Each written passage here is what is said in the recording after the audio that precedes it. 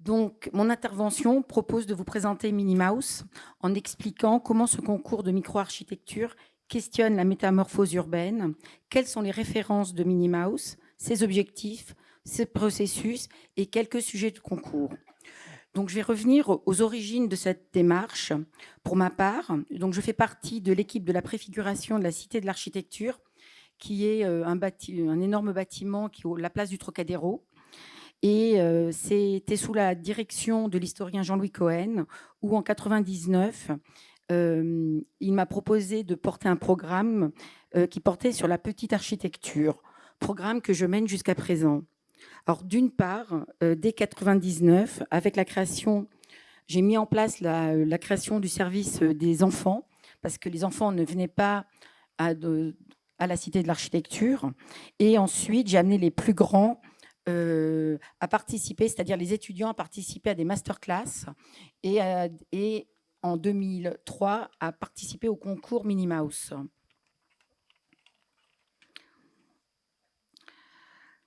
Et donc dans les masterclass, on les a amenés en Afrique, c'est-à-dire qu'on invitait des étudiants d'écoles, de toutes les écoles de France, parce qu'on était un peu tête de réseau, à venir en Afrique pour construire des petites architectures et à imaginer des projets avec les habitants. Je fais aussi je fais aussi des expositions autour de la petite architecture, dont une qui s'appelait Habiter le campement, les cases Mousgoum, la ville en Tatirama, la villa de Mademoiselle B et l'exposition Carton plein. Donc, travailler sur le petit en architecture ne concerne pas forcément la question de la taille, mais celle de l'architecture modeste et des nouveaux usages du quotidien, qui peuvent être une grande source d'inspiration dans la programmation architecturale et de l'innovation. Aujourd'hui, je suis invitée à vous présenter Minnie Mouse dans ce cadre de l'événement Métamorphose. Et je reviens à l'origine de Minnie Mouse depuis 2003, à la Cité de l'Architecture, qui est une biennale, donc un concours en biennale, et qui invite les étudiants en architecture, art, design, paysage et ingénierie du niveau L3 et les architectes qui sont diplômés depuis 1 an, à participer donc à une démarche recherche-action. Alors, pourquoi ce titre de Minnie Mouse? Donc, je vais vous êtes un peu les premiers à qui j'avoue d'où vient l'origine de cette idée. Et surtout, je la présente pour les plus jeunes qui ne connaissent pas forcément le mot mouse. Donc, hop. Et on m'a dit, clac. Oh là là là là, Lucacilo souk! Chi va scalava? No bibi, hein? Calmina, Malovigno. Ma socra de boulot! Da chi homo micro e crapoto basta fuite. Oh, so tutti mini rikiki? Ma kif costaud. Kif costaud. Che sera? Oh, so bonocline, e so doudou locoto. Bravo, mon micro. Gros cras de boulot. Homo micro, lo tutti rikiki, mouse costaud. Donc l'inspiration ne vient pas de Minnie Mouse de Disney, mais de Minnie Mouse Costaud, une publicité culte des années 90 qui a révolutionné la publicité pour la vente de la lessive. Des singes l'acte de faire la lessive en parlant une langue imaginée, le poldo moldave, une sorte de boubi-boulga mêlant diverses langues que tout le monde comprend. Mouse Costaud est ainsi entré dans le langage courant. Donc cette culture populaire a été mon inspiration pour le titre du concours, avec le slogan en sous-titre « Une petite architecture qui doit faire le maximum », dans la lignée du fameux « Less is more » de Mies van der Rohe, mais avec une vision que je vais qualifier de carrément d'antimoderniste.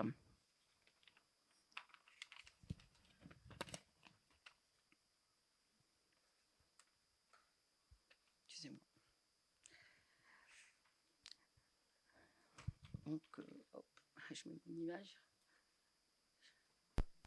Oh là là! Ah, excusez-moi.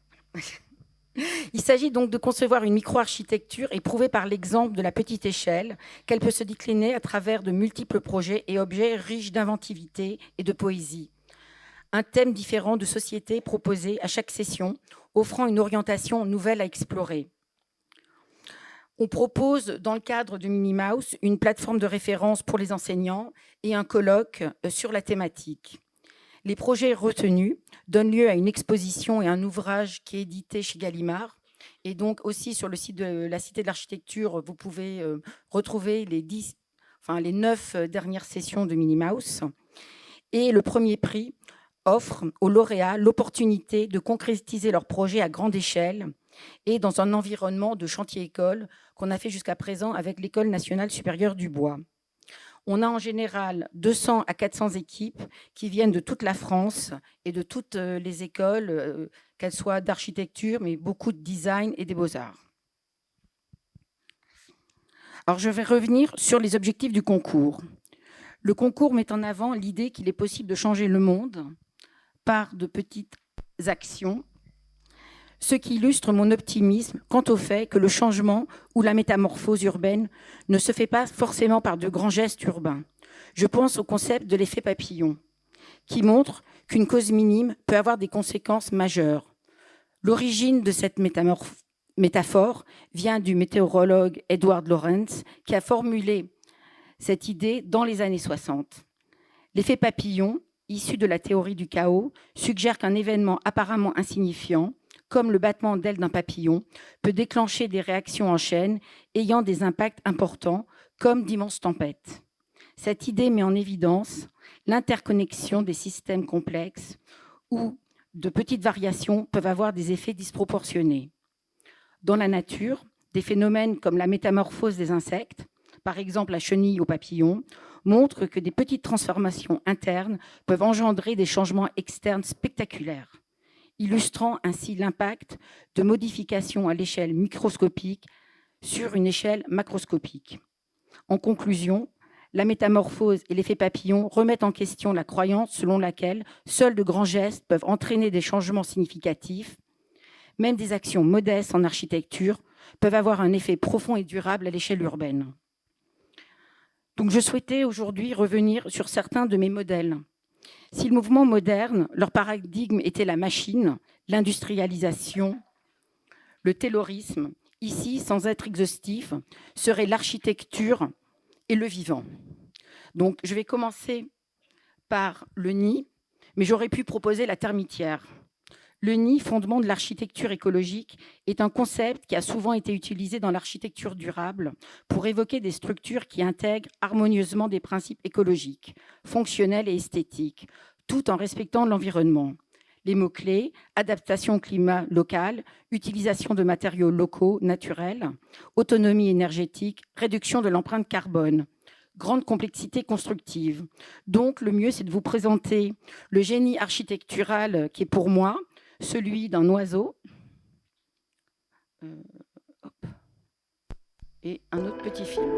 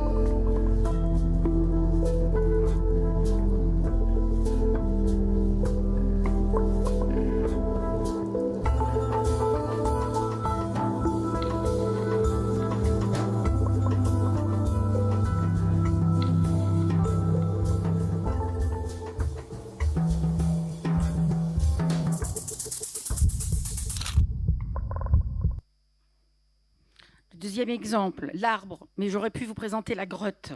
C'est l'architecture première. Dans l'architecture bioclimatique, l'ombre joue un rôle clé. De la même manière qu'un arbre ajuste ses feuilles pour capter ou filtrer la lumière en fonction des saisons. On y va pour se protéger du soleil ou de la pluie. Faire ombre est un acte architectural fondamental. Ensuite, le dernier élément, parce que je ne vais pas vous lister tous les exemples qui, pour moi, sont importants, Et le banc, donc le banc, on l'a évoqué en fin de matinée, c'est un objet qui symbolise l'importance des usages. Le banc est dans l'espace public, à première vue un simple élément de mobilier urbain qui revêt une grande importance en tant que support d'usage multiple et lieu de rencontre, contribuant largement à la qualité de vie dans les espaces publics. Son rôle dépasse l'aspect purement fonctionnel pour intégrer des dimensions sociales, culturelles et environnementales. Donc, je vais vous proposer je vais faire une petite pause musicale.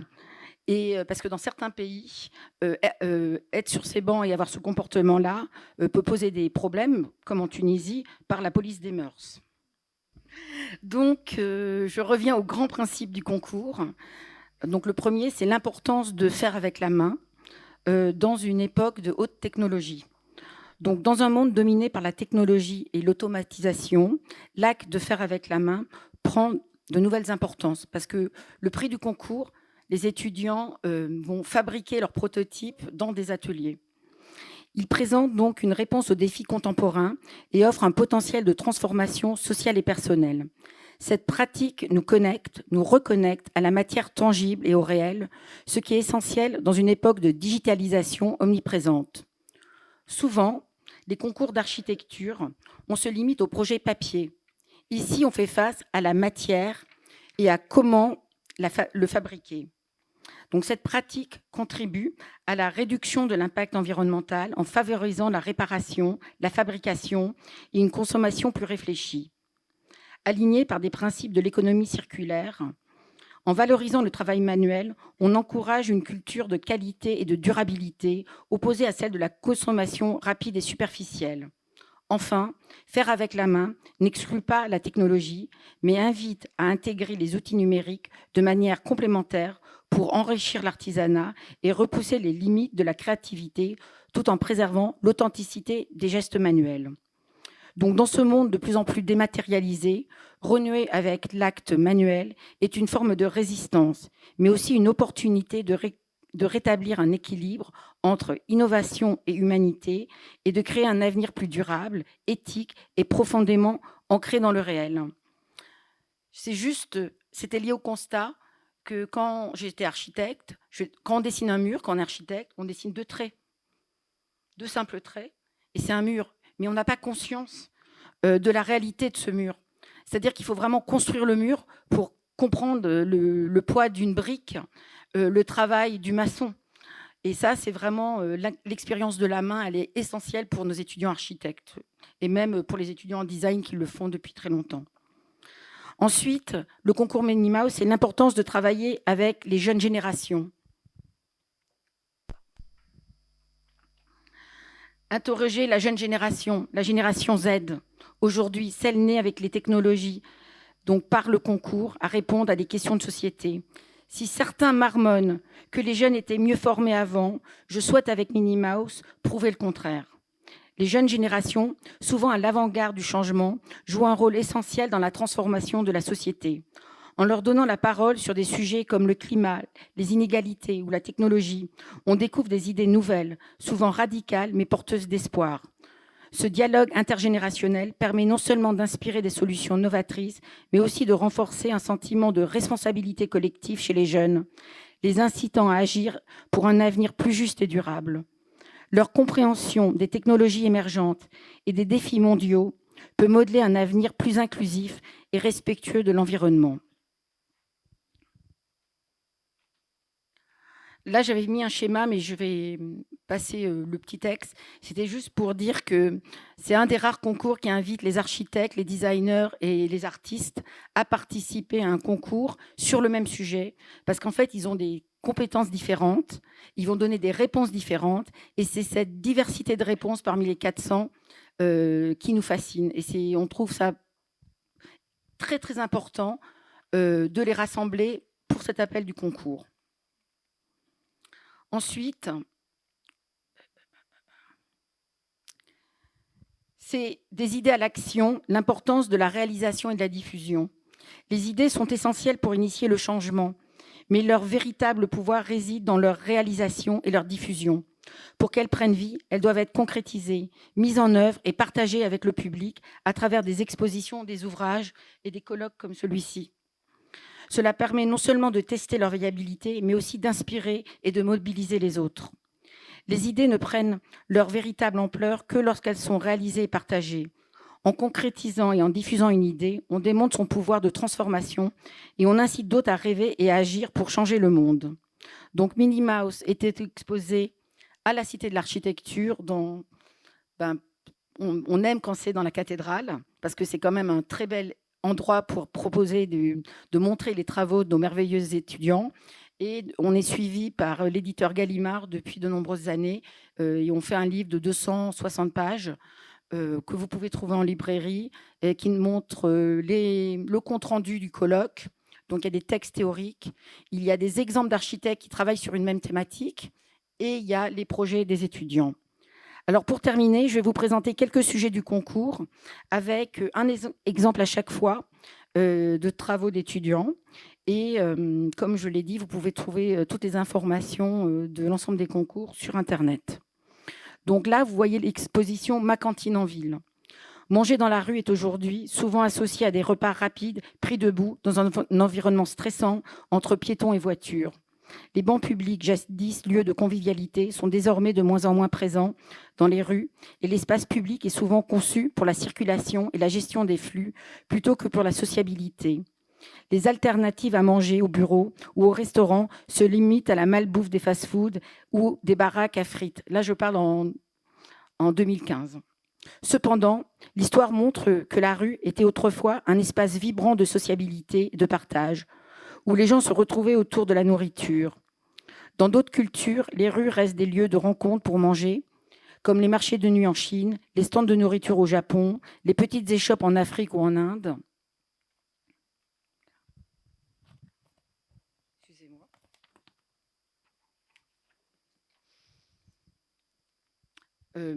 Bien que dans les pays au climat du Nord, ces pratiques sont moins courantes, mais on voit dans les foires, les marchés, les événements communautaires montrent un désir croissant des citadins d'investir l'espace public pour rompre l'isolement. D'ailleurs, ce midi, j'étais très heureuse de voir un food truck au pied du volcan. Dans ce contexte, manger dans la rue peut être perçu comme un acte politique, réaffirmant la qualité des lieux publics et le temps partagé. Le projet propose de réinventer la cantine urbaine, un dispositif mobile hybride entre meubles, véhicules et architecture, permettant la préparation, la distribution et la consommation des repas dans l'espace public. Cet objet adaptable à différents types d'espaces et de conditions climatiques doit encourager les gens à s'arrêter, échanger et profiter de leur environnement. Donc, je vous montre les lauréats, enfin les 30 personnes qu'on sélectionne parmi les 300 projets doivent nous rendre un petit film. Donc, je vous présente un petit film d'un projet du concours Ma cantine en ville. Film réalisé par les étudiants.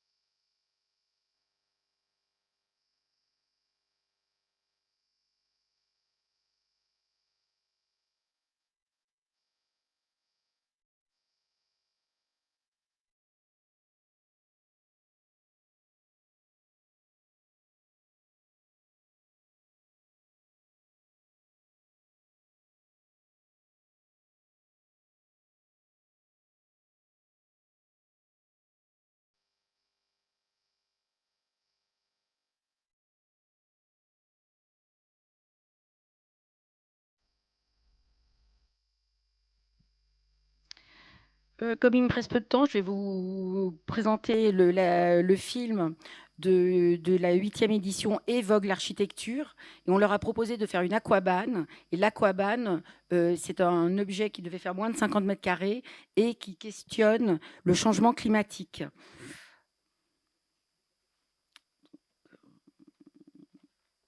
Non.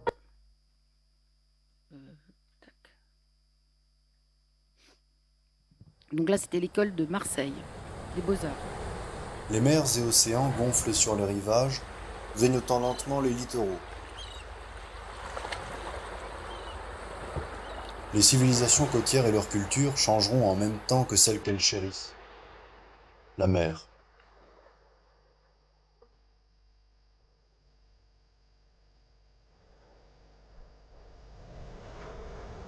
Le radiolaire amène à penser ce bouleversement.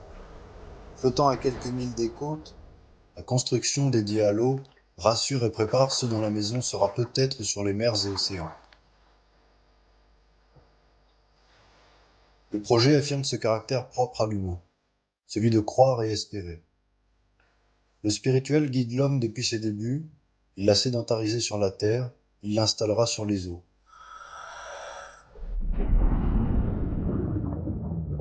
Le radiolaire naît d'une longue gestation.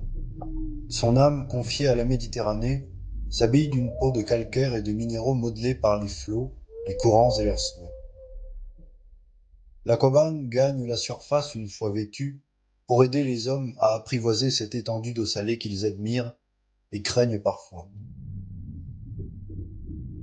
Jamais la construction ne finit de grandir, sans cesse colonisée par les coraux. Trop lourd, il est temps pour le radiolaire de s'offrir pour l'éternité au monde de Neptune. Il prendra alors la forme d'un nouveau récif, laissant les terriens face à leur avenir.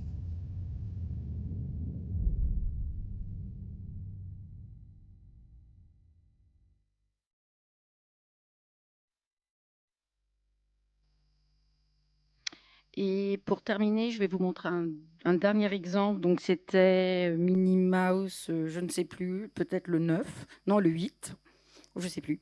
Donc, c'était suite au film de Daniel Blake sur la question des difficultés vécues par les personnes exclues du monde numérique, de proposer un Fab Lab mobile, un endroit d'apprentissage de tout ce qui était numérique, et de faire une sorte de Fab Lab mobile. J'avais appelé ça Virtual Scholar, donc faire une école où on apprend, mais par le loisir.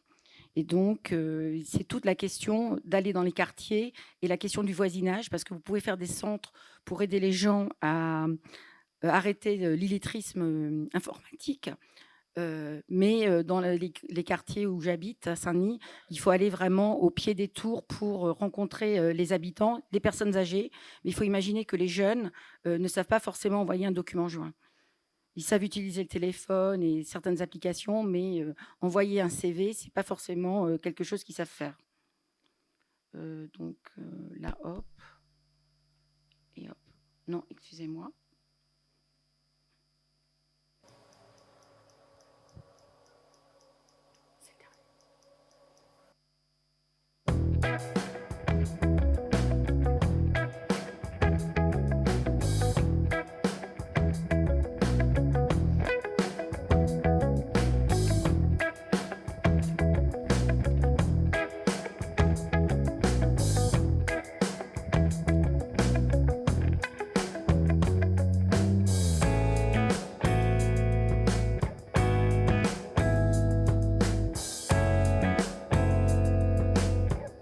C'était Jean Blaise qui était le président du jury, parce que chaque session, on a toujours des jurys de personnes très connues.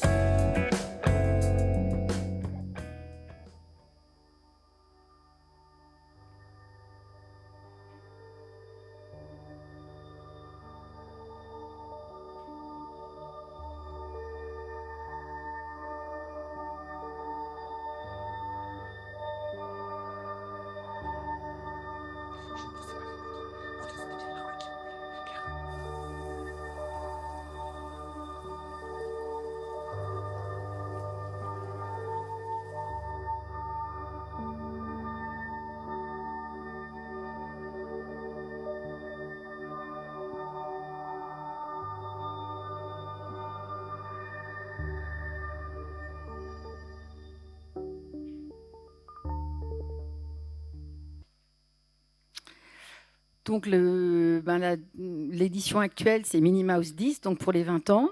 Et donc, on revient sur l'origine de l'architecture, donc la super cabane. Et donc, ce projet est coécrit avec Antonella Tufano et Cynthia Fleury, qui est notre présidente. Et donc, on aura tout le plaisir de vous présenter ce projet à Paris en avril 26 avec le catalogue. Et j'espère au Havre, pour peut-être un bel été au Havre. Enfin, je lance la perche en 2026 aussi. Voilà. Merci beaucoup, Fiona. Merci.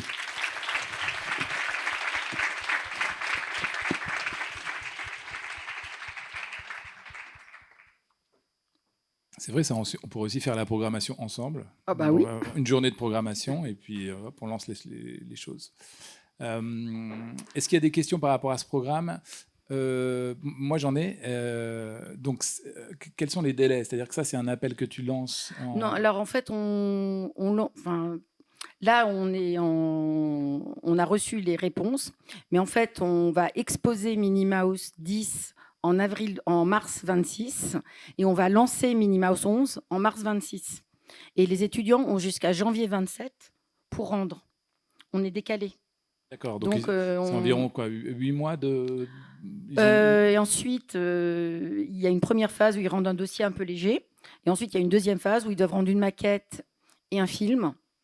Cette année, on leur a demandé de rendre une cabane, un jeu de société et un conte. Donc, ils ont dû rendre 3 choses cette année. Et donc, c'était très intéressant parce qu'ils nous ont rendu des contes absolument magnifiques et des jeux de société incroyables autour du thème de la cabane et leur cabane. Et donc là, on va parmi les 30 qu'on a sélectionnés, on va avoir 4 lauréats et ils doivent réaliser à l'échelle 1 leur cabane. Donc, il y aura 4 cabanes de réaliser au minimum. D'accord.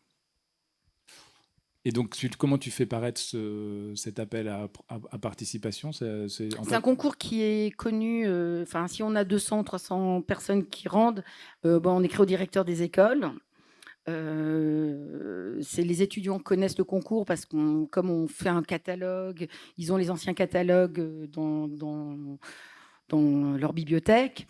J'ai peut-être mon futur directeur à la Cité, il a participé à Minnie Mouse parce que moi je suis âgée, donc j'ai des gens qui vont me diriger, qui ont participé à Minnie Mouse, parce qu'il y a des gens qui ont participé il y a 20 ans, donc qui ont fait plein de choses entre-temps.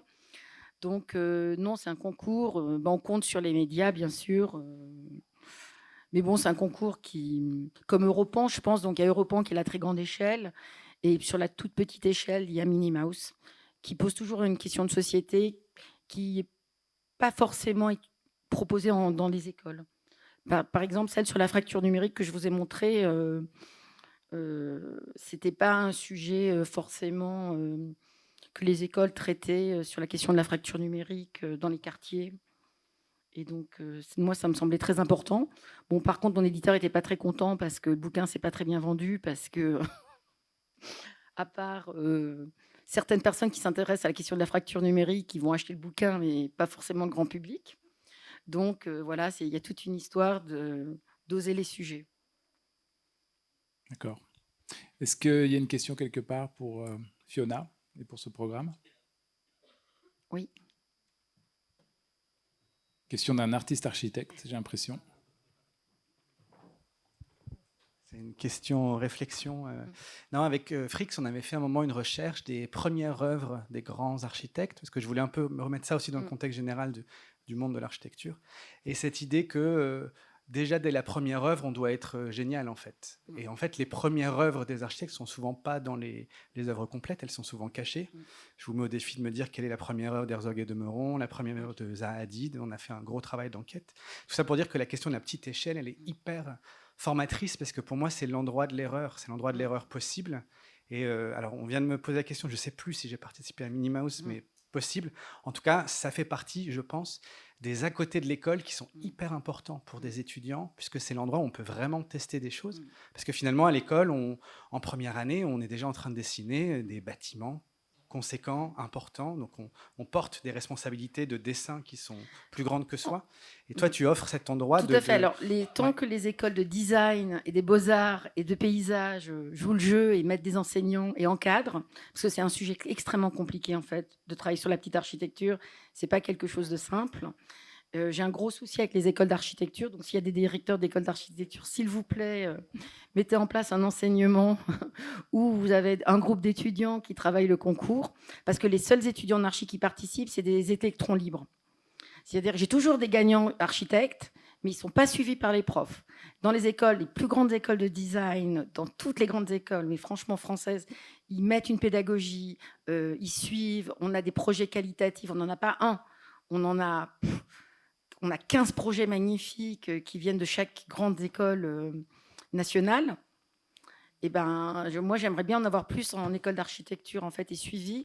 Et donc, je me pose la question si je vais pas faire un prix spécial, enfin mettre Minnie Mouse en L1, L2 pour un peu obliger les écoles d'architecture à suivre, parce qu'il y a quand même une pensée dans les écoles d'architecture qu'il faut faire du grand. Et déjà, dès la deuxième année, ils sont en train de construire une école gigantesque. Leur dire vous faites une petite échelle en master, c'est le comble de l'horreur en fait. Ils veulent pas. Donc, et je pense qu'ils ont tort. Je dis pas que tous les groupes d'une école doivent le faire, mais ils peuvent mettre un groupe parmi les 200 étudiants, ils peuvent mettre 10 personnes à participer au concours Minnie Mouse dans chaque école. Ils ont juste fait une petite échelle quand il y a eu les Jeux Olympiques. Il y a eu les... D'ailleurs, mon groupe de projet a participé, je ne sais plus comment... Les microfolies. Archifolies, voilà. Et ça, les écoles d'architecture ont participé. Mais parce que c'est le ministère qui donnait l'ordre.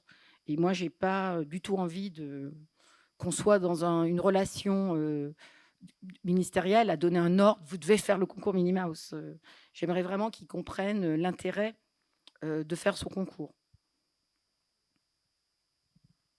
Merci beaucoup, Fiona. C'était un plaisir de t'entendre. Merci.